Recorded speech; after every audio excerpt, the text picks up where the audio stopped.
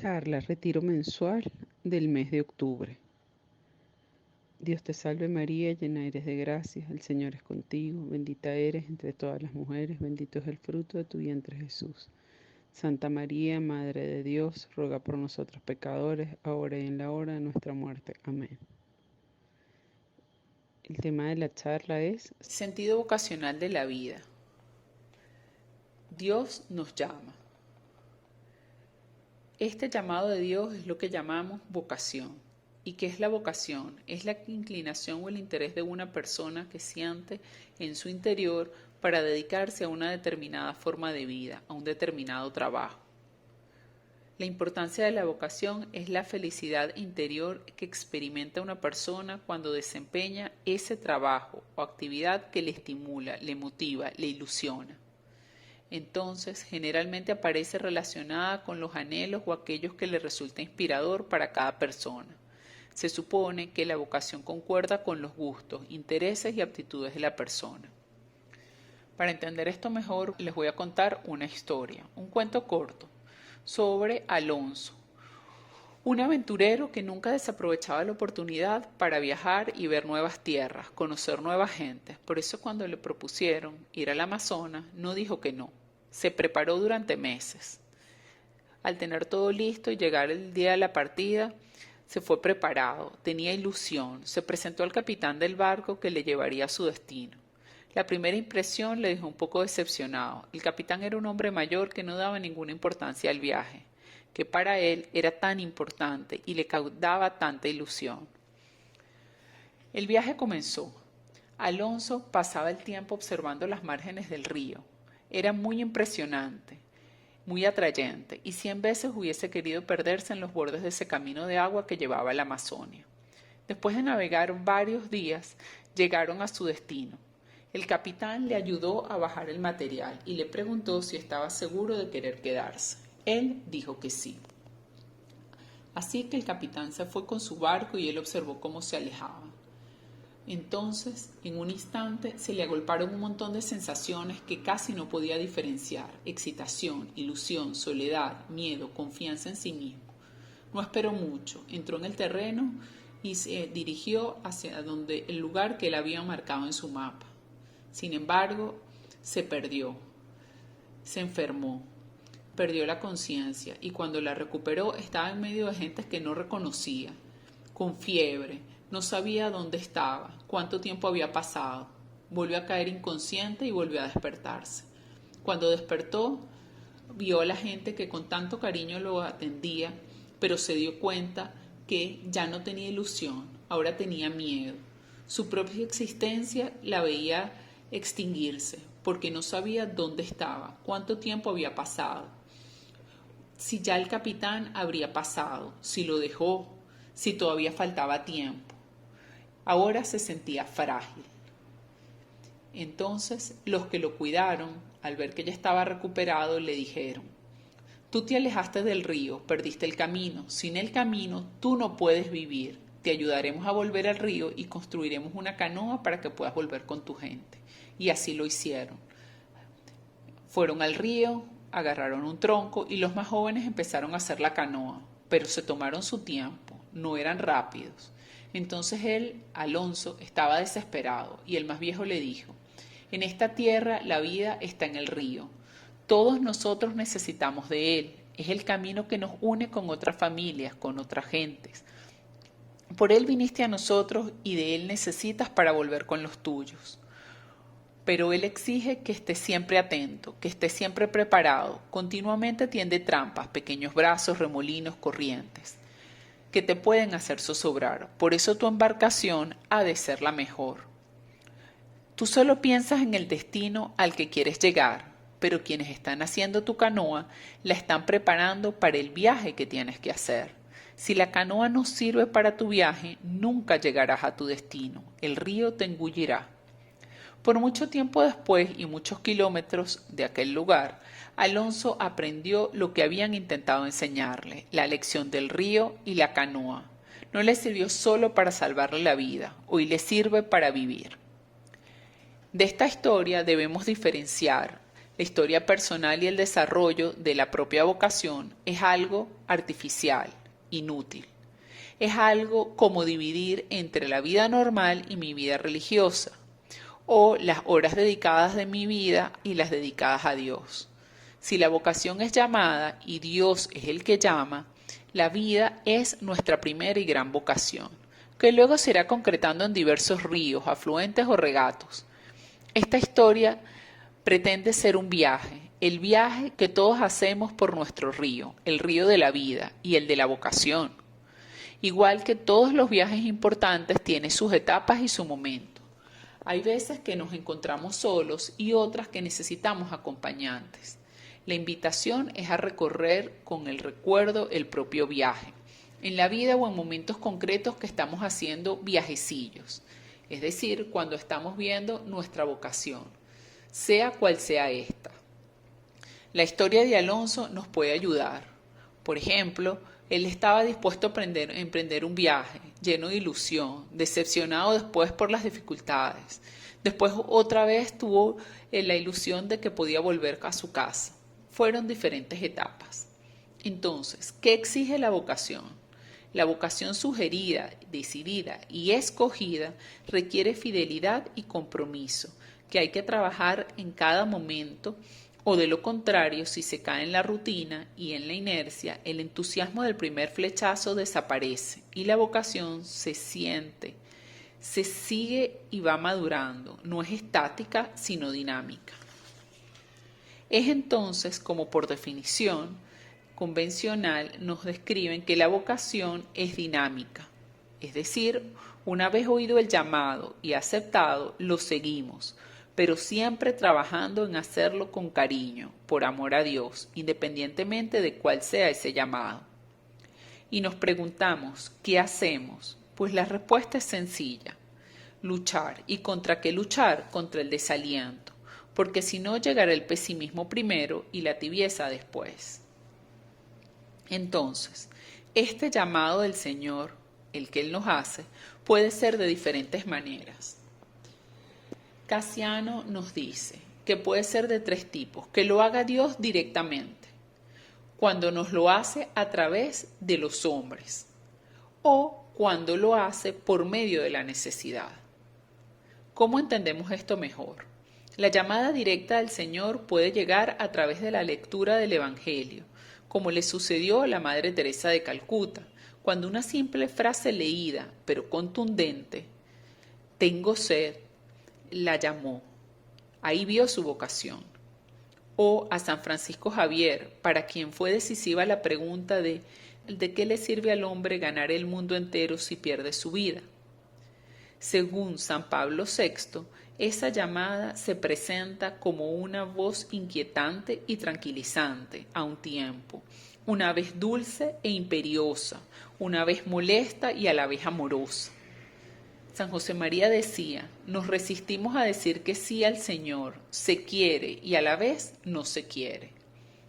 ¿Esto por qué? Porque esta vocación, este llamado es una decisión y es nuestra decisión. Somos nosotros quienes podemos decirle sí o no. Entonces, esto aplica para todas las posibilidades de vocación, porque cada uno de nosotros tiene su propia vocación. Dios llama individualmente y es tan generoso e inmensa su bondad que nos da la libertad de aceptarla o rechazarla. Recordemos el Evangelio en la llamada personal que Jesús le hizo al joven, al cual miró con amor desde el inicio y le dijo, deja todo, véndelo todo, lo que tienes y dáselo a los pobres, así tendrás riquezas en el cielo. Luego ven y sígueme. ¿Pero qué sucedió ante esta llamada explícita y clara? El joven se fue triste. Así nos lo describe San Mateo.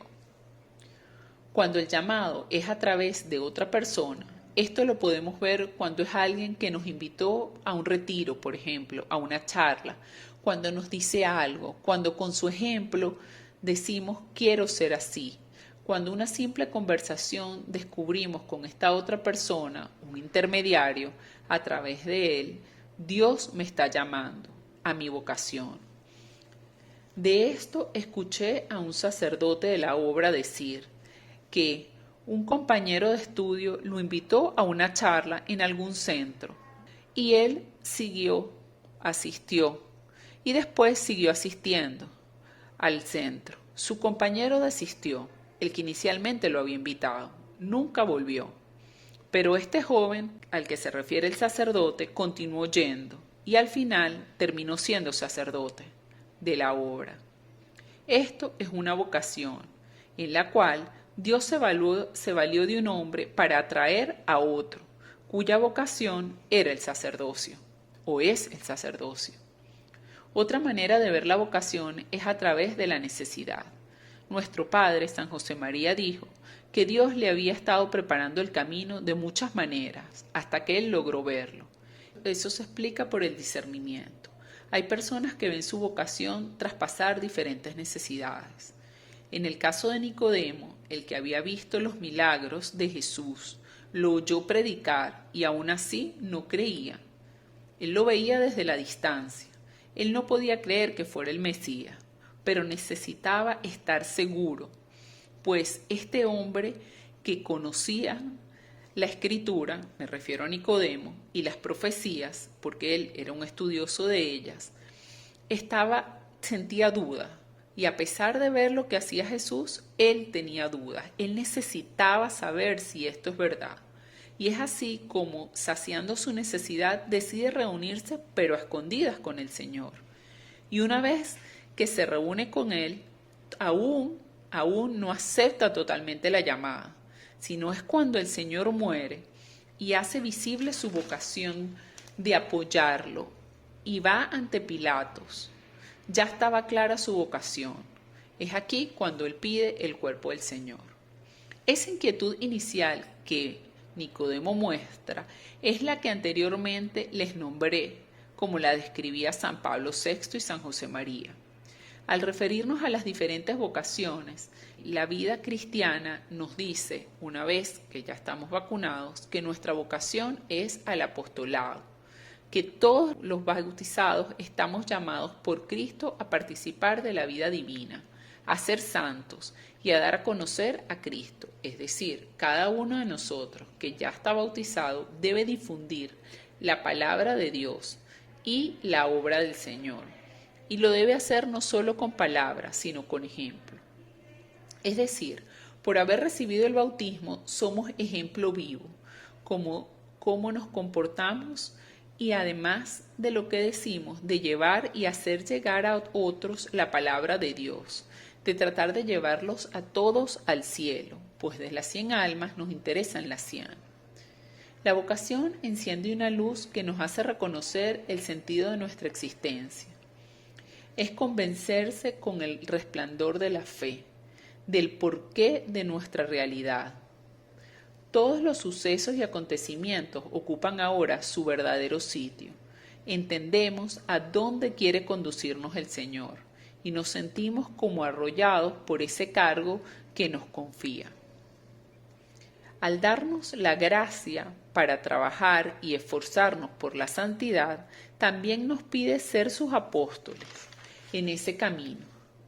Pero ese camino también, a su vez, al llegar aquí, tiene diferentes vertientes, porque bautizados nos han podido bautizar de pequeños y esa vocación ya la aceptamos. A veces la aceptaron nuestros padres por nosotros o nuestros padrinos, porque éramos unos bebés. A medida que vamos creciendo, recibimos el sacramento de la confirmación, ahora somos nosotros los que decimos que sí, que ratificamos nuestra vocación de apóstoles en la vida cristiana. Pero hay otras vocaciones que se van a dar a lo largo de la vida. Entonces, tenemos que distinguir entre la vocación laical y la vocación sacerdotal, entre la vocación religiosa o la vida de casado, o la vocación secular, la vocación al matrimonio o al celibato. Cada uno de nosotros tiene una vocación personal e intransferible, que debemos decir que sí, recordemos siempre que tenemos la posibilidad de elegirla y de aceptarla. A la vez, cada uno de nosotros en nuestros quehaceres diarios, haciéndolos por amor a Dios, de esa manera lo hacemos con amor también a nuestros semejantes y estamos así cumpliendo nuestra vocación, con nuestra vocación laical, en nuestro caso, y en medio del mundo, que somos sal, levadura, para así cumplir nuestra vocación de apóstoles. Es decir, que las vocaciones se van sumando. Cada día como vamos yendo no termina en un momento. Como vimos anteriormente, es dinámica. Llega otro momento en la vida y puede ser que nos llegue la vocación al matrimonio. Si es así, es una vocación que no todos la tenemos. Es una vocación laical que tenemos nosotros o no al matrimonio. Si tenemos vocación al matrimonio, este es otro llamado, en otro momento de nuestra vida, y así atendemos a él, lo viviremos con amor. O sea, si le decimos que sí al matrimonio, lo viviremos con amor. No solo amor a Dios, sino también al esposo y luego, al crecer la familia, a los hijos, a esta familia extendida también. Es así como vemos que a lo largo de la vida Dios nos va llamando y sumando vocaciones. Porque una vez que tenemos los hijos, ahora tenemos la vocación de apóstoles con nuestros propios hijos. Y después será con los nietos y con los amigos de los hijos, y así va creciendo. En el caso del matrimonio, al contraerlo, los esposos reciben la gracia divina, y esta perdura a lo largo de la vida matrimonial, y siempre alimentándola con los otros sacramentos. Pero la gracia recibida al momento de las nupcias es lo que ayuda a los esposos a continuar transitando dicha vocación, sumando otras, como el hacer y ser apóstoles en su familia, los hijos y luego los nietos. Todo esto gracias a Dios, porque al oír su llamado y además invitarlo a transitar el camino juntos, siempre nos hará más placentero el hacerlo, teniendo entonces lo que nuestro Padre tanto nos repitió: hogares luminosos y alegres. La vocación sacerdotal. El sacerdote es otro llamado, uno muy especial, porque este es un sacramento que recibe y es él, el sacerdote, quien además administra los otros sacramentos. Y así como un sacerdote polaco llegó a ser papa, porque oyó el llamado y lo atendió. Quizás al oír ese primer llamado al sacerdocio, San Juan Pablo II, en ese momento Karol Wojtyła, no pensó en que sería papa. Todos conocemos su historia, cómo estudió para sacerdote y cómo el Señor preparó su camino para que no solo guiara a las personas que tenía a su alrededor, las que acudían directamente a él, sino que quiso que él, ese sacerdote polaco, guiara a toda su iglesia, que fuera el nuevo Pedro. Y eso lo cumplió hasta el fin de sus días. Este es un ejemplo de cómo una vocación en alguien que no parece importante o grande puede tener una visión enorme en la historia. El sacerdote es un instrumento inmediato y diario. Esa gracia salvadora que Cristo nos ha ganado, esto vale para toda su vida, pero en especial en la celebración de la Eucaristía, porque aquí es Él, en persona Christi, quien le está prestando su voz y su cuerpo a Dios. Ahora, tenemos otra vocación, algunos, no todos. Algunos tenemos vocación al Opus Dei. Y esta es la concreción de la vocación bautismal, así lo decía San José María. Esta es la llamada a incorporarse al Opus Dei. Esta vocación no aparta a la persona de su condición de cristiano corriente. Antes bien lo refuerza. Don Fernando Oscari nos dice que esta llamada no aparta a nadie de su sitio, en su condición de seglar o de sacerdote secular, sino que nos lleva a vivir esa condición de acuerdo con el espíritu de la obra, del Opus Dei, que es precisamente un espíritu que pone el acento en la vida cotidiana, en la vivencia cristiana de la existencia ordinaria. Esta es una vocación a santificar el propio estado soltero, casado, viudo o sacerdote, la propia tarea, la propia familia, la propia vida ordinaria, haciendo de ello una ocasión de santidad y de apostolado. Que enseñemos a los demás prudentemente, sin coacción, espontáneamente, según la voluntad de Dios. En algún momento, en una de las tertulias, un joven le preguntó a San José María cómo se sentía la vocación a la obra. La respuesta de San José María fue: no es cosa de sentimiento, hijo mío. Aunque uno se da cuenta cuando el Señor llama, se está inquieto, se nota insatisfacción, no estás contento de ti mismo. Con frecuencia en el proceso de búsqueda de la propia vocación, todo empieza con esta inquietud de corazón, característica de cualquier corazón que se mantiene joven y disponible, abierto a la voz del Señor. Entonces, como vemos, la vocación no siempre vamos a decir un sí rotundo y de primera. Lo pensamos, lo vemos, lo buscamos. No todos lo vemos tan fácilmente. Ahora, ¿qué debemos tener? Fidelidad a la vocación. Al hablar de fidelidad es hablar de perseverancia, firmeza, empeño, sabiendo decir que sí a lo que es coherente con la llamada y que no a lo que me apartaría de ese camino. Esto puede implicar decisiones fuertes o dolorosas, nos decía San José María. La fidelidad está unida a la fe. Está también en íntima relación con la esperanza y especialmente con el amor, pues Dios nos llama con amor, amor de padre, y como todo padre solo quiere lo mejor para nosotros. Pero los que somos madres, que sabemos que debemos dejar que nuestros hijos hagan su parte, que les costará unas veces, querrán rendirse, pero con amor los animamos a continuar, porque sabemos que lograrán el objetivo. Igualmente debemos confiar en nuestro Padre que nos ha llamado con esa vocación, nuestro Padre Celestial, y abandonarnos en Él, saber que Él lo está haciendo por amor y que a cada uno nos ha llamado a lo que podemos realizar, no nos ha puesto imposibles.